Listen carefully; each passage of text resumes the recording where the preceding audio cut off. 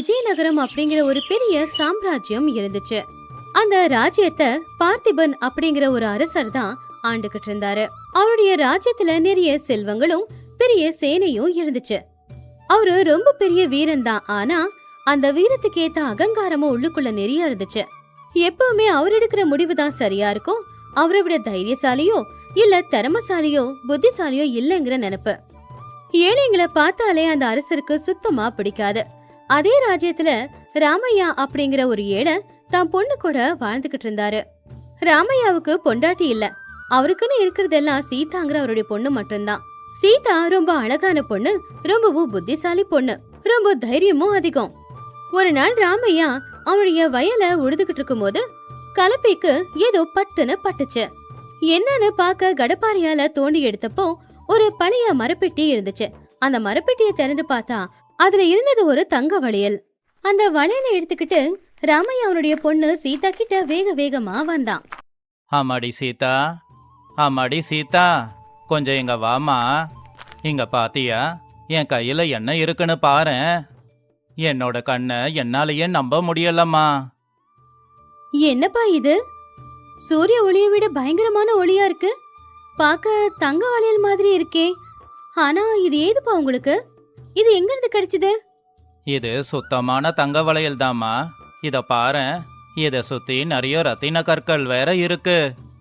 காலையில காஞ்சி போயிருக்கிற நம்ம வயல ஒரு கலப்பைய வச்சு உழும்போது ஒரு மரப்பெட்டி கிடைச்சதுமா.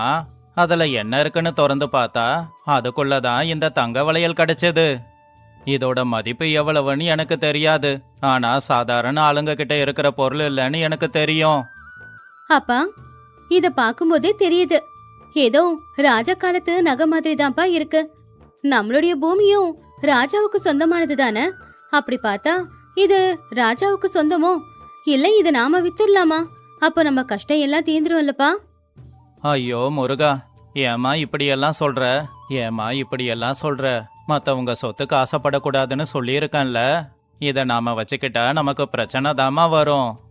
அப்படியே இந்த தங்க வலையில விற்கிறதுக்காக எதனா வியாபாரி கிட்ட போனாலும் என் மேல திருட்டு பழிய தானமா சுமத்துவான். அதுக்கப்புறம் என்னோட உயிர் என் உடம்ப விட்டு போயிருக்குமே. ஐயோ அப்பா, நீ சொல்றது உண்மைதான், ஒத்துக்கிறேன். சரி, இப்ப இந்த வலையில என்ன பண்றது? இதை நேரா கொண்டு போய் நம்ம அரசன் பார்த்திபன் கிட்ட ஒப்படைச்சிட்டா சரியா போகும். அதுதான் சரியான செயலும் கூட. அப்ப என்னோட நேர்மையை பார்த்து அவரு ரொம்ப சந்தோஷப்படுவாரு. நான் ரொம்ப ஏழை, ஒருவேளை சாப்பாட்டுக்கே கஷ்டப்படுறவன். மகாராஜா என் நிலைமைய புரிஞ்சுக்கிட்டு எதனா பரிசு கொடுத்தாருன்னா அதுவே பெரிய விஷயம் தானே. அதை வச்சு 2 பசுமாடுகளை வாங்கிக்கலாமா? இதை விட்டா நாம எதுவும் செய்ய முடியாது. அப்பா, ஆனா மகாராஜா பார்த்திபன் ரொம்ப திமிரு பிடிச்சவர் இல்லையா? அவரு ஏழைங்களை மனுஷனா கூட மதிக்க மாட்டாருப்பா. எனக்கு என்னமோ நீ அதை கொண்டு போய் கொடுக்கறதுல விருப்பம் இல்லப்பா. ஏதாவது பிரச்சனை வருமோ அப்படின்னு தோணுது. ஏதோ தப்பு நடக்குமோன்னு பயமா இருக்குப்பா. இது உனக்கு தேவையில்லாத பயந்தாமா. நம்ம மகாராஜா அப்படிப்பட்டவர் இல்ல. ஒரு ஏழை விவசாயி அவனுக்கு கிடைச்ச தங்கத்தை கொண்டு வந்து மகாராஜா கிட்ட கொடுக்கறான் அப்படின்னா அவனை அவரு நிச்சயமா பாராட்டுவாரு. நீ தைரியமா இருமா. நான் கோட்டைக்கு போய் இந்த வலையில கொடுத்துட்டு திரும்ப வந்துடுறேன். அப்படி ராமையா அந்த வளையல ஒரு துணியில கட்டி எடுத்துக்கிட்டு உச்சி வெயில நடந்துக்கிட்டு ராஜாவோட கோட்டைக்கு வந்து சேர்ந்தான். காவலர்கள்கிட்ட அனுமதி கேட்டு கடைசியில ராஜாவோட சபைக்கு வந்து நின்னான். அங்க சிம்மாசனத்துல அரசர் பார்த்திபன் உக்காந்துகிட்டு இருந்தாரு. பக்கத்திலேயே மகா மந்திரியாரும் இருந்தாரு. வணங்குகிறேன் மகாராஜா. உங்களுடைய புகழ் எல்லா ஊர்லயும் பரவி இருக்கு. நான் உங்க ஊர்ல ஒரு கிராமத்துல வாழற ஒரு ஏழை விவசாயி. என்னோட பேரு ராமையா. நீ எதுக்காக என் சபைக்கு வந்திருக்க? உன்னை பார்த்தாலே தெரியுது 10 நாளா நீ குளிக்காம இருக்கன்னு. என்னோட சபையில உனக்கு என்ன வேலை? வரி பணத்தை கட்ட அவகாசம் எதனா வேணுமா? நான் யாருக்கும் கருணை காட்ட மாட்டேன். இல்ல அரசே, உங்க தயவால நான் கஷ்டப்பட்டு வாழ்ந்துகிட்டு இருக்கேன். இன்னைக்கு காலையில நான் கலப்பைய வச்சு என்னோட வயலை உழும்போது ஒரு மரப்பெட்டி ஒன்று என் பூமிக்குள்ள இருந்து கிடைச்சது.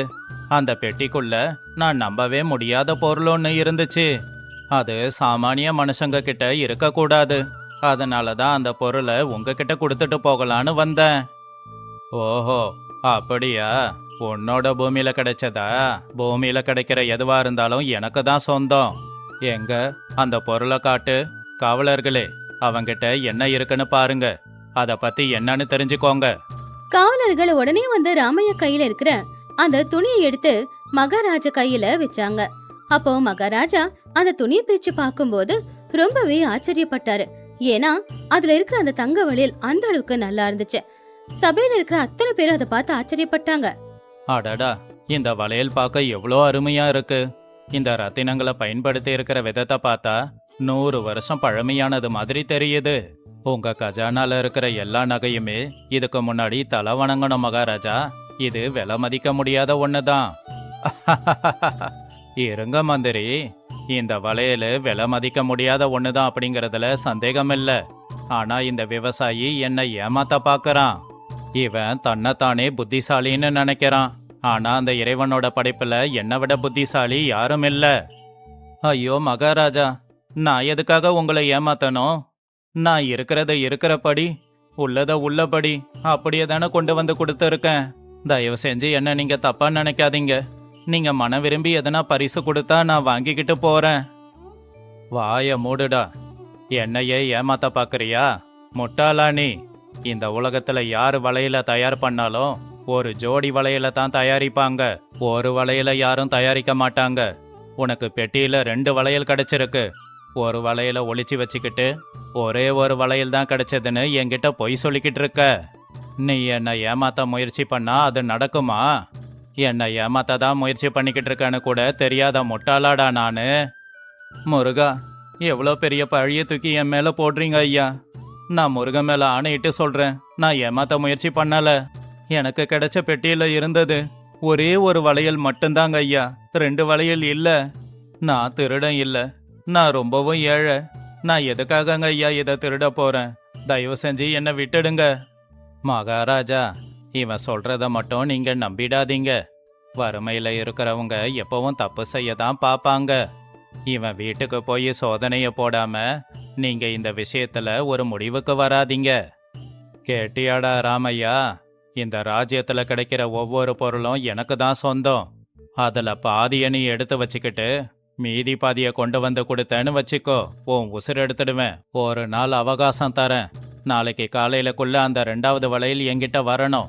அப்படி வரல, அந்த நிமிஷமே உனக்கான தண்டனையா உன் தலை வெட்டப்படும்.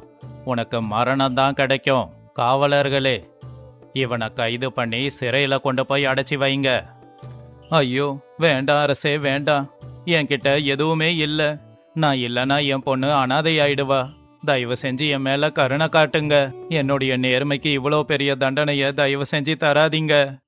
காவலர்கள் ராமையாவை கொண்டு போய் சிறையில அடைச்சு வச்சுட்டாங்க. பாவம் ராமையா இருட்டு அறையில தான் பொண்ணை பத்தி நினைச்சு ரொம்பவுமே கவலைப்பட்டுக்கிட்டு இருந்தாரு. அப்பா சாயந்தர நேரம் ஆனாலும் வீட்டுக்கு வரல அப்படிங்கறதுனால சீதா ரொம்பவும் குழப்பத்துல இருந்தா. அடுத்த நாள் காலையில ஒருத்தங்க மூலமா அவங்க அப்பாவை சிறையில அடைச்சு வச்சிருக்கிற விஷயம் சீதாவுக்கு தெரிய வந்துச்சு. சீதா அதை கேட்டு அழுதாலும் அடுத்த நொடி கண்ணீரை தொடச்சுக்கிட்டு அவங்க அப்பாவை காப்பாத்தி ஆகணும்ன்ற முடிவு எடுத்துக்கிட்டு நேரா அவ ராஜாவோட கோட்டைக்கு கிளம்புனா. ராஜசபையில மகாராஜா சிம்மாசனத்துல உட்காந்துக்கிட்டு இருக்கும்போது சீதா தைரியமா சபைக்குள்ள போய் நின்னா. வணங்குகிறேன் மகாராஜா. நான் நேத்து நீங்க சிறையில அடிச்சு வச்சீங்களே ராமையா, அவருடைய ஒரே ஒரு பொண்ணு என் பேரு சீதா.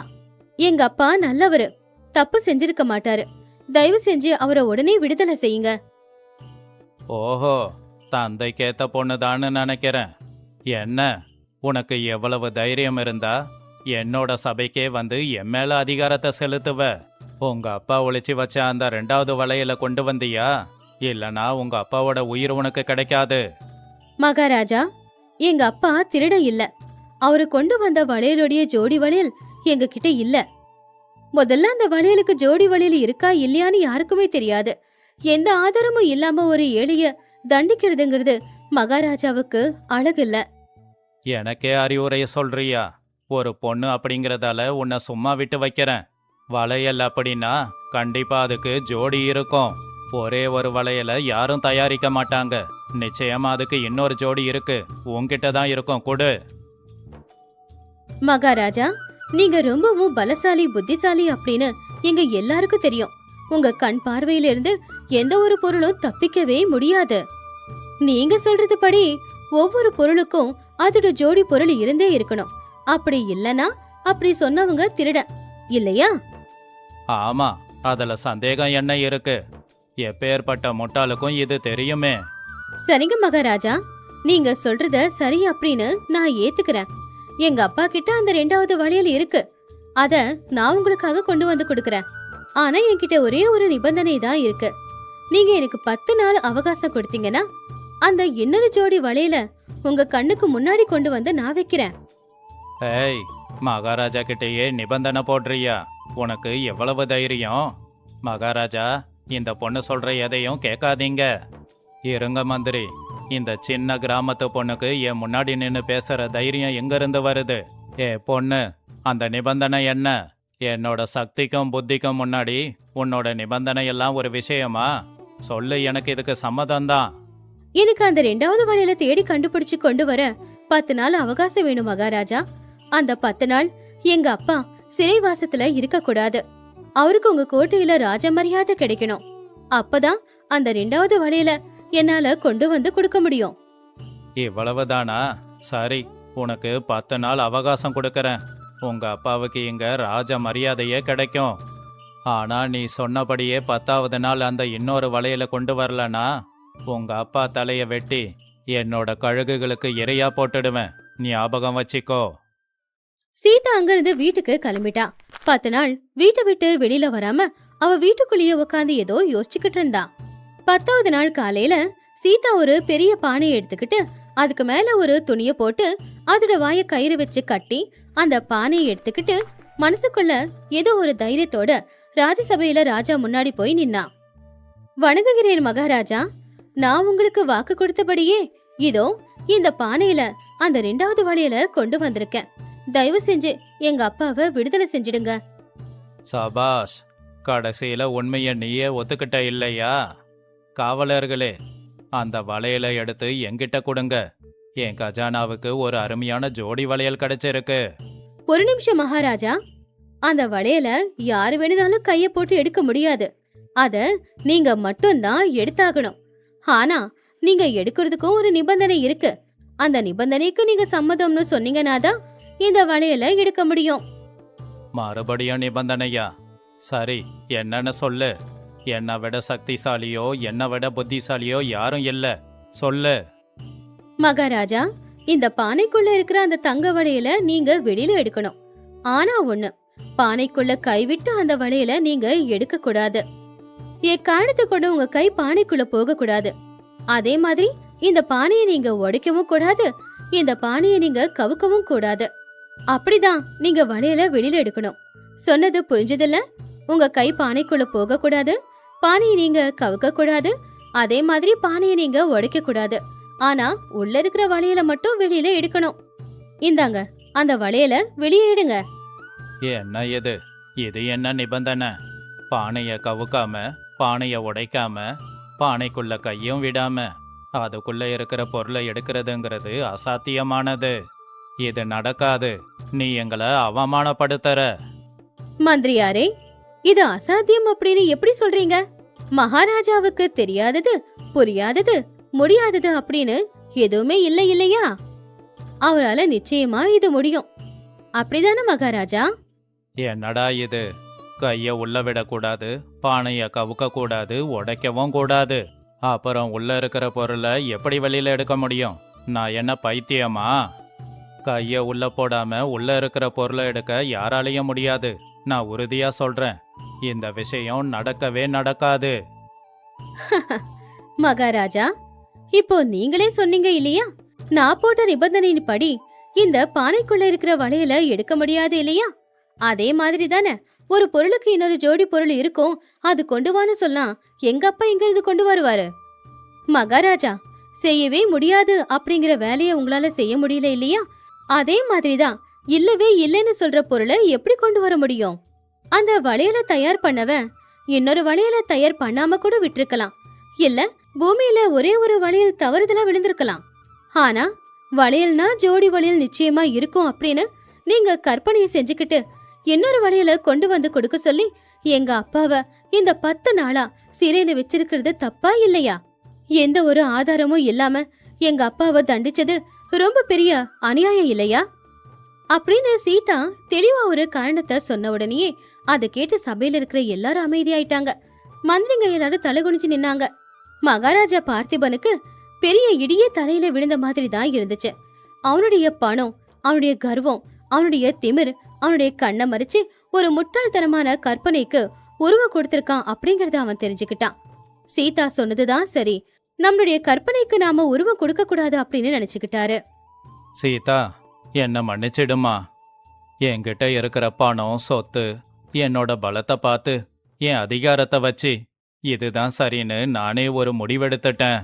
ஒரு வளையல் ஒத்தையா இருக்கக்கூடாது, ரெட்டையா தான் இருக்கணும்னு நான் முடிவு பண்ணது தப்பு தான். உன்னோட அறிவை பார்த்து நான் ரொம்ப ஆச்சரியப்படுறேன். என்னோட சபையில இத்தனை மந்திரிங்க இருந்தோம், உன்னோட அறிவு பிரமாதம். தயவு செஞ்சு என்ன மன்னிச்சிடுமா. மகாராஜா உடனே காவலர்களை அனுப்பி சிறையில அடப்பட்டிருந்த ராமையாவை விடுதலை செஞ்சு கொண்டு வந்தாங்க. சபையில நின்னுக்கிட்டு இருக்கிற தா பொண்ணு சீதாவை பார்த்ததும் ராமையா ரொம்ப சந்தோஷப்பட்டாரு. என் உசுரை நீ காப்பாத்திட்டம்மா. இந்த 10 நாளா நான் பட்ட கஷ்டம் எல்லாத்தையுமே உன்னை பார்த்த உடனே நான் மறந்துட்டேன். ராமையா, நீ முதல்ல மன்னிக்க வேண்டியது என்னதான். உன்னோட பொண்ணு ரொம்ப புத்திசாலி பொண்ணு. புத்திசாலித்தனமா உன் உயிரை காப்பாத்தி இருக்கா. இனிமே இப்படி அவசரப்பட்டு முடிவு பண்ண மாட்டேன்னு வாக்கு கொடுக்கறேன். நான் உனக்கு செஞ்ச அநியாயத்துக்கு நஷ்ட ஈடா இந்த வளையலை உனக்கே கொடுக்கறேன். அதே மாதிரி ஒரு பெரிய வீடு, 10,000 தங்க காசும் 100 பசுமாட்டையும் உனக்காக கொடுக்கறேன். உன் பொண்ணால தான் உனக்கு இவ்வளவும் கிடைச்சதுங்கிறத மறக்காத. ரொம்ப நன்றி மகாராஜா. நியாயமோ தர்மமோ எந்த ராஜ்யத்துல இருக்கோ அந்த ராஜ்யத்துல வாழ்ற மக்கள் கொடுத்து வச்சவங்கன்னு சொல்லுவாங்க. உங்க முடிவுக்கு நன்றி. அன்னைக்கு சபையில இருந்த அத்தனை பேரும் சீதாவோட விவேகத்தையும் அவருடைய பொறுமையையும் திறமையையும் பார்த்து எல்லாரும் கைத்தட்டி மனசார பாராட்டினாங்க. ராமையா சீதா 2 பேரும் மகாராஜா கொடுத்த அந்த பரிசை வச்சு அவங்களுடைய கடன் எல்லாத்தையுமே தீர்த்து அதே ஊர்ல ரொம்பவும் சந்தோஷமா அவங்க வாழ்க்கைய வாழ்ந்துகிட்டு இருந்தாங்க. அகந்தையில இருந்த மகாராஜாவோட அகந்தையை எப்படி அழிக்கிறது அப்படின்னு சீதா இன்னைக்கு எல்லாருக்கும் முன்னாடியே நிரூபிச்சு காட்டியிருந்தா. அந்த கிராமத்துல காலையில இருந்து மழை பெஞ்சுக்கிட்டே தான் இருந்துச்சு.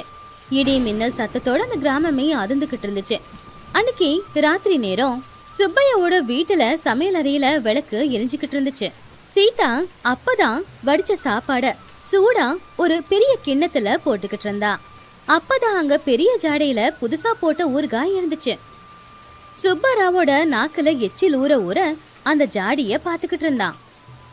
அட அட அட காந்தம்மா, வெளியில பெய்கிற மழைக்கும் நீ சுட சுட சாப்பாடு வடிச்சதுக்கும் என்னோட பசி பல மடங்கு அதிகமாகுது அப்படின்னா நீ நம்புவியா? சீக்கிரமா அந்த சூடா வடிச்ச சாதத்தோட புதுசா செஞ்ச ஊறுகாவை போட்டு கொடு. அதை சாப்பிட்டாதான் உயிரே வரும். ஆமாங்க, முந்தா நேத்து தானே இந்த ஊறுகாயை போட்டு வச்சேன்.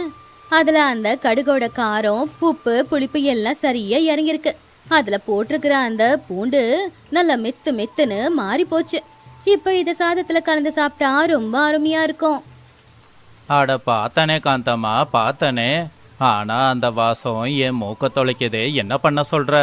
அப்படியே சுட சுட சாதத்தை போட்டு அப்படியே அது மேல ஒரு கரண்டி ஊறுகாய போட்டு அதுக்கும் மேல நேத்து நீ செஞ்சியே சுத்தமான நெய், அதை கொஞ்சம் ஊத்துனீனா அமிர்தம் கூட தோத்து போயிடும். அட அட, இந்த நெய்யி அந்த சூடான சாப்பாட்டுல விழுந்து கரையும் போது என்ன நல்ல மனம் வருது. இந்த மழை மேகம்தான் நமக்கு இவ்வளவு ஒரு அருமையான சாப்பாடு இன்னைக்கு கொடுத்துருக்குங்க. வாங்க 2 பேரும் கதவு ஜன்னல் எல்லாத்தையும் சாத்தி உக்காந்துக்கிட்டு சுட சுட சாப்பிடலாம். குறுக்குல சாப்பிடும் போது யாராவது வந்துட போறாங்க. சரியா சொன்ன காந்தம்மா. வெளியில பெய்யுற மழைக்கு பக்கத்து வீட்டுக்காரங்க கூட நம்ம வீட்டுக்கு வர மாட்டாங்க. இன்னைக்கு அதிர்ஷ்ட காத்து நம்ம பக்கம்தான். ஒரு பொடி பொடிக்கலாம் வா. காந்தம்மா சுட சுட கலந்த அந்த ஊறுகாய் சாப்பாடை எடுத்துக்கிட்டு ஹாலுக்கு வந்தா. அப்ப சுப்பையா அங்க பாய் போட்டு உக்காந்து தயாரா இருந்தான். சரியா அதே நேரத்துக்கு தான் அவங்க வீட்டோட கதவை யாரோ சத்தமா தட்டுற சத்தம் கேட்டுச்சு. சுப்பையா, யோ சுப்பையா, கொஞ்சம் கதவை திறக்கறியா? இந்த குளிருக்கு உசுரே போற மாதிரி இருக்கு. ஐயோ, வீணா போச்சு எல்லாமே. அடியை, அந்த ரங்கையா வந்திருக்கான் போல. கூடவே அவன் பொண்டாட்டி சுசீலாவும் வந்திருக்கா. இந்த மழையில இந்த நேரத்துல இவங்கள யாரு வர சொல்லி கூப்பிட்டது? ஐயையோ, ரங்கையண்ண வந்திருக்காரா? இப்ப அவரு உள்ள வந்தாருன்னா இந்த மொத்த சாப்பாட்டையும் அவரே சாப்பிட்டுடுவாரே. அப்புறம் நமக்கு சாப்பிட எதுவும் மிச்சம் இருக்காதே. 3 நாளா இந்த சாப்பாடு சாப்பிட நான் காத்துக்கிட்டு இருக்கேன். அவங்களுக்கு இதுல இருந்து ஒரு கைப்பிடி கூட கொடுக்க மாட்டேங்க. என்ன பண்றது காந்தம்மா? இந்த வாசம் தெரு முழுக்க பரவி இருக்குமே. பேசாம ஒண்ணு பண்ணு, இந்த சாப்பாட்டை கொண்டு போய் மரப்பெட்டியில போட்டு மூடி வை. அப்பதான் வாசம் வெளியில வராது. சீக்கிரமா போய் வை போ. சரிங்க, அதுக்குள்ள நீங்க போய் கதவை திறங்க. அவங்க வந்தாங்கன்னா நேத்து கொஞ்சோண்டு கஞ்சி மட்டும் இருக்குன்னு சொல்லி சமாளிச்சிடலாம். பாத்துங்க, வாய விட்டுடாதீங்க அப்படின்னு சொல்லி காந்தம்மா எடுத்துட்டு போய் அந்த சாப்பாட ஒரு மரப்பெட்டியில வச்சு பூட்டிட்டா. அதுக்கப்புறம் கைய கழுவிட்டு வெளியில வந்ததும் சுப்பையாவும் சரி அப்படின்னு போய் கதவை திறந்தான். வெளியில மழையில நனைஞ்சுக்கிட்டு இருந்த ரங்கையாவும் சுசீலாவும் வீட்டுக்குள்ள வந்தாங்க. ஏன் காந்தம்மா, கதவு திறக்க ஏன் இவ்வளவு நேரம்? பக்கத்தூர்ல ஒரு விசேஷத்துக்கு போயிட்டு வீட்டுக்கு வந்துகிட்டு இருந்தோம். வழியில பார்த்தா இப்படி ஒரு மழை. அதனாலதான் இங்க இருந்துட்டு போலாமேன்னு வந்தோம்.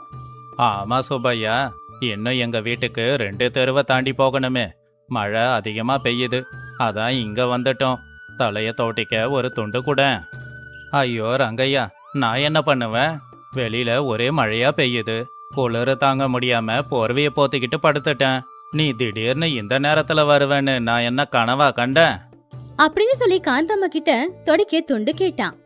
ஆமா சுப்பையா, சமையல் அறை இருட்டா இருக்கே. சமைக்கலையா என்ன? ஆனா உங்க வீடு முழுக்க ஏதோ புதுசா செஞ்ச நெய்யில இப்பதான் ஊறுகாவ போட்டு கலந்தா மாதிரி ஒரு நல்ல மனம் வருதே. ஆமாண்ண, எனக்கும் வாசம் நல்லா வருதே. குளிர்ல நடுங்கிட்டு இருக்கிற எங்களுக்கு இந்த வாசம் உடம்புக்கு ஒரு புது பலத்தை கொடுக்குது. சுட சுட ஊறுகாய சாப்பாட்டுல போட்டு கலந்துட்டீங்களா? ஊறுகாய் சாப்பாடா? அட நீ வேற சும்மா இரு சுசீலக்கா. வீட்டுல இந்த மழைக்கு அடுப்பு பத்த வைக்க விறகே இல்லாம அடுப்பு பத்த வச்சு 2 நாள் ஆச்சு. நேத்து ஏதோ கொஞ்சம் மிச்சம் இருக்கிற கஞ்சியை தான் வீட்டுல நானே ஒரு குடிக்க வச்சிருக்கோம். அதுக்கு தொட்டுக்க ஊறுகாய் கூட இல்ல. அதுதான் எங்க வீட்டோட நிலைமை. ஆட ஆமாரங்கய்யா, பக்கத்து வீட்டுல இருந்து தான் வருது. எங்க வீட்டுல குடிக்கிறதுக்கு சுடு தண்ணி கூட இல்ல. எங்க வீட்டுல இப்போதைக்கு இருக்கிறது பழைய கஞ்சி மட்டும்தான். உங்களுக்கு கொடுக்கறதுக்கு அது மட்டும்தான் இருக்கு. காந்தம்மா, போய் அந்த கஞ்சியை கொண்டு வா. பாவம் 2 பேரும் பசியில இருக்காங்க. பழைய கஞ்சா? இந்த குளிர்ல அந்த கஞ்சியை குடிச்சா ஜலதோஷம் வந்து செத்தே போயிடுவோம். என்னக்கா பண்ண சொல்ற? வீட்டுல அதை விட்ட எதுவும் இல்லையே. சரி சரி, நீங்க அந்த ஈர துணிய மாத்திக்கிட்டு வந்து பாய் போட்டு உக்காருங்க. உங்க 2 பேருக்கு குடிக்கிறதுக்கு அந்த கஞ்சியை கொண்டு வந்து கொடுக்கறேன். ரங்கையாவுக்கு சுப்பையாவோட திட்டம் புரிஞ்சு போச்சு. ஏன்னா அந்த வாசம் பக்கத்து வீட்ல இருந்து வருதா இருந்தா கம்மியா தான் வரும். ஆனா இங்க எங்கேயோ தான் அந்த ஊறுகாய் இருக்கிற மாதிரி வாசம் ரொம்பவும் பக்கத்துல இருந்து வர மாதிரி தான் இருந்துச்சு. சாப்பாட்டுல ஊறுகாய கலந்து இங்கதான் எங்கேயோ ஒளிச்சு வச்சிருக்காங்க அப்படின்னு ரங்கையா புரிஞ்சுக்கிட்டான். சுப்பையாவுக்கு இன்னைக்கு எப்படியாவது ஒரு பாடத்தை கத்து கொடுக்கணும் அப்படின்னு ரங்கையா முடிவு பண்ணான். காந்தம்மா 2 கிண்ணத்துல சில்லுன்னு இருக்கிற கஞ்சியை கொண்டு வந்து குடிக்கிறதுக்காக அவங்க 2 பேருக்கிட்டையும் கொடுத்தா. அப்போ ரங்கையா அவனுடைய நாடகத்தை ஆரம்பிச்சான். சுப்பையா, நீ சொன்னது உண்மைதான் போல. இந்த வாசம் பக்கத்து வீட்டு ராமையா வீட்டுல இருந்து தான் வருது. ஆனா அவங்க நிலைமைய நினைச்சாதான் பாவமா இருக்கு. ஏன் ரங்கையா, எதுக்கு பயம்? ஊறுகாய் சாப்பாடு சாப்பிட்டா என்ன ஆயிட போகுது? அட உனக்கு தெரியாதா சுப்பையா? இப்பதான் நம்ம ஊருக்குள்ள பழைய காலத்து ஊறுகாய் பேய் ஒண்ணு நுழைஞ்சிருக்காமா. ஊறுகாய் பேயா? பேய்ங்கிறீங்க? ஊறுகாய் பேயெல்லாம் வேற இருக்கா என்ன? அட ஆமா காந்தம்மா, 100 வருஷத்துக்கு முன்னாடி ஒரு பாட்டியோட வீட்டுல ஊறுகாய் செய்யும் போது சொந்தக்காரங்க வந்துட்டாங்கன்னு சொந்தக்காரங்களுக்கு ஊறுகாய் கொடுக்க விருப்பம் இல்லாம ஒரு மரப்பெட்டிக்குள்ள ஊறுகாய ஒளிச்சு வச்சாங்களாம். அதுக்கப்புறம் சொந்தக்காரங்க வந்துட்டு போனதுக்கு அப்புறம் பெட்டியை திறந்து பார்க்கலான்னு பார்த்தா அதுல இருந்த பாம்பு கடிச்சு செத்து போயிட்டாங்க. அன்னையில இருந்து அவங்க ஊறுகாய் பேயா மாறிட்டாங்க. அட கடவுளே, உண்மையாவாங்க? இந்த பேய பத்தி நானும் கேள்விப்பட்டிருக்கேன். இந்த பேய் மழை காலத்துலதான் வெளியில வருமாமே. ஆமா சீதா, யாரு வீட்டிலையாவது ஊறுகாய் நல்லா செஞ்சு அதுல சாப்பாட்டையும் கலந்துட்டு சொந்தக்காரங்க வந்திருக்காங்கன்னு பயந்து அந்த சாப்பாட்டை கொண்டு போய் மரப்பெட்டிக்குள்ள ஒளிச்சு வச்சா அந்த வாசம் ஊறுகாய் பேய்க்கு போயிடும். உடனே பெட்டிக்குள்ள போய் உக்காந்துக்குமாமா. என்னது, பெட்டிக்குள்ள போய் உக்காருமா? ஆமா, எதுக்காக அந்த பேய் பெட்டிக்குள்ள போய் உக்காருது? அட அதுதான் ஊறுகாய் பேயாச்சே. அந்த பேய் பெட்டிக்குள்ளேயே இருக்கும். அப்புறம் யாரு வந்து பெட்டியை திறக்கறாங்களோ அவங்க மேல பாஞ்சு அவங்க கழுத்தை பிடிச்சி நெருக்கி அவங்கள கொன்னுடும். போன வாரம் இப்படிதான் பக்கத்து ஊர்ல ஒரு பிசினரி சாப்பாட்டை ஒளிச்சு வச்சிருக்கான். அவன் கழுத்தை இந்த பேய் திருகிடிச்சாமே. அந்த பேய் இப்போ பக்கத்து வீட்டு ராமையா வீட்டுக்கு தான் போயிருக்கணும். பாவம், அவன் இருப்பானோ இல்லையோ. இத கேட்டதும் சுப்பையா காந்தம்மாவோட மனசுக்குள்ள ரயில் வண்டி ஓட ஆரம்பிச்சுது. ரெண்டு பேரோட உடம்பு நடுங்க நடுங்க ஒருத்தங்கள ஒருத்தங்க பாத்துக்கிட்டாங்க. அவங்க அந்த ஊறுகாய் சாப்பாட மறைச்சு வச்சிருக்கிறதும் கூட அதே மாதிரி மரப்பெட்டியில தானே. ஏங்க கேட்டீங்களா? அந்த ஊறுகாய் பேயி பழைய மரப்பெட்டியில ஒளிச்சிருக்கிற அந்த ஊறுகாய் சாப்பாட கண்டுபிடிச்சிடும் போல. எனக்கு என்னமோ ரொம்ப பயமா இருக்குங்க. ஏதாச்சும் பண்றீங்களா? எனக்கும் தான் பயமா இருக்கு. ரங்கையா சொன்ன அந்த பேய் நம்ம வீட்டு பெட்டிக்குள்ள தான் இருக்கும் போல இருக்கு. வாசம்தான் வீடு முழுக்க பரவி இருக்கே. இப்ப எப்படி தப்பிக்கிறது? அதே நேரத்துல அவங்க வீட்டுல இருக்கிற ஒரு பூனை அந்த மரப்பெட்டியில இருந்து ஊறுகாயோட வாசம் வரத பார்த்து உடனே அந்த பெட்டியை திறக்கிறதுக்கு முயற்சி பண்ணுச்சு. பெட்டியை திறக்க முடியலங்கிறதுனால மியாவுன்னு சத்தமா கத்தின உடனேயே, ஐயோ கடவுளே, பேய் பேய்! ரங்கையா, அந்த ஊறுகாய் பேய் நம்ம வீட்டுக்குள்ள தான் இருக்கு. அது அந்த பெட்டிக்கிட்ட தான் இருக்கு. என்ன சுப்பையா, உங்க வீட்டுக்குள்ள எதுக்காக பேய் வரப்போகுது? நீங்க தான் காலையில இருந்து அடுப்பு கூட பத்த வைக்கலையே. ஊறுகாய மறைச்சி வச்சாதான் பேய் வரும். நீங்க தான் எதையும் மறைச்சி வைக்கலையே. நாங்க பொய் சொல்லிட்டோம் அண்ணன், எங்களை மன்னிச்சிடுங்க. 3 நாளைக்கு முன்னாடி தான் நான் மாங்காய் ஊறுகாய போட்டேன்.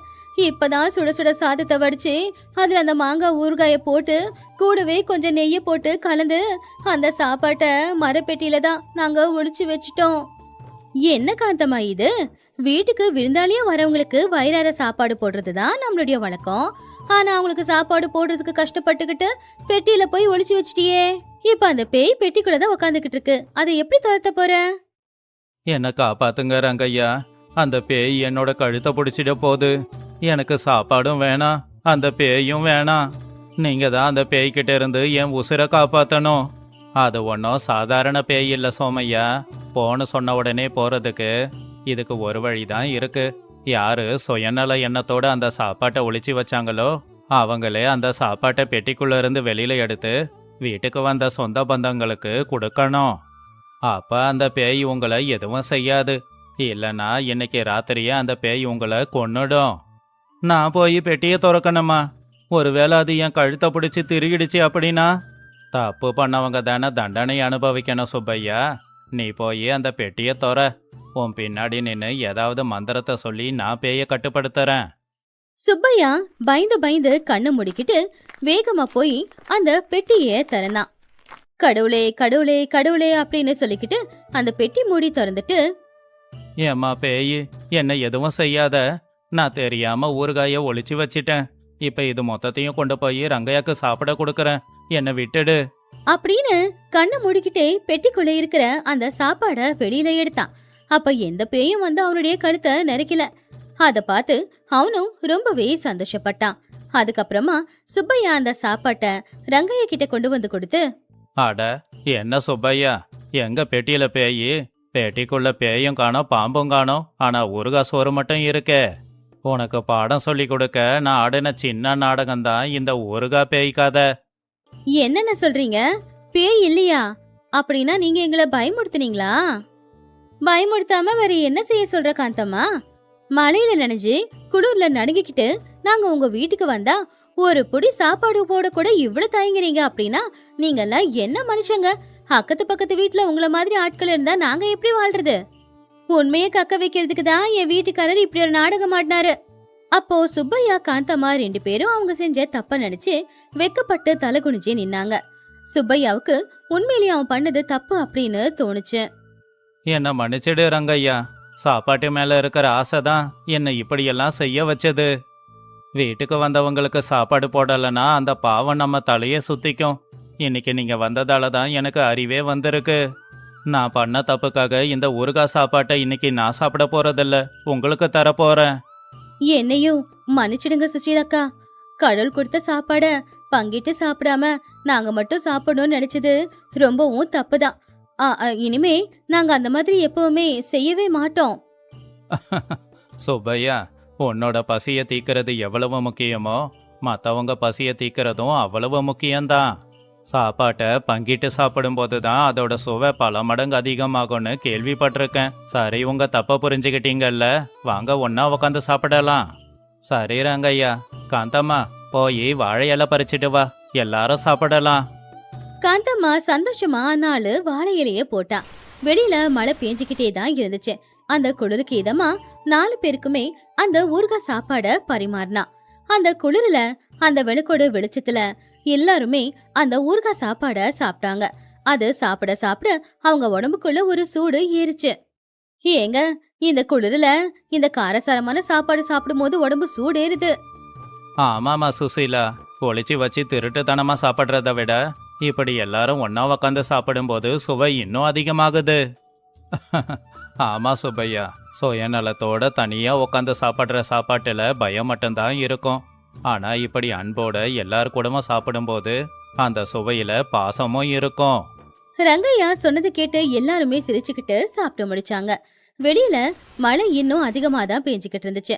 சாப்பிட்டு எல்லாரும் படுத்து தூங்குனாங்க. அன்னையில இருந்து சுப்பையா காந்தம்மாவோட கஞ்சத்தனம் சுத்தமாவே போயிடுச்சு.